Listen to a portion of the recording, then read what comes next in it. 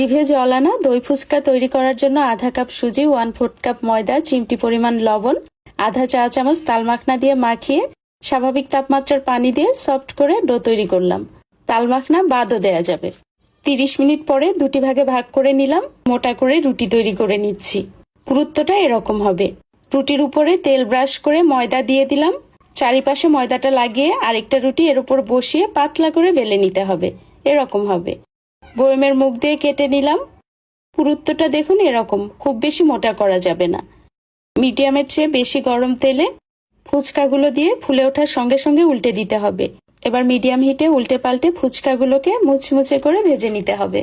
5 ফোড়ন, ধনিয়া, জিরা, মৌরি, শুকনা মরিচকে ভেজে গুঁড়া করে নিলাম। তেঁতুলের কাঠ পানির সাথে দিয়ে এর সাথে লবণ, বিট লবণ, গুড়, কাশ্মীরি মরিচের গুঁড়া আর ভাজা মশলার গুঁড়া দিয়ে ঘন করে জাল করে নিলাম। পুরো রেসিপি পেজে দেওয়া আছে। চটপটির ডালকে সিদ্ধ করে ম্যাশ করে নিলাম। এর সাথে পেঁয়াজ, কাঁচামরিচ, ধনিয়া পাতা কুচি দিলাম, লবণ, বিট লবণ, তেঁতুলের টক আর ভাজা মশলা দিয়ে মাখিয়ে নিলাম। 1 কাপ টক দইয়ের সাথে চিনি, লবণ, বিট লবণ দিয়ে ভালো করে মিশিয়ে নিলাম। একটা পাশে রেখে দিলাম। একটা আঙ্গুল দিয়ে ফুচকাগুলোকে এরকম করে ভেঙে নিতে হবে।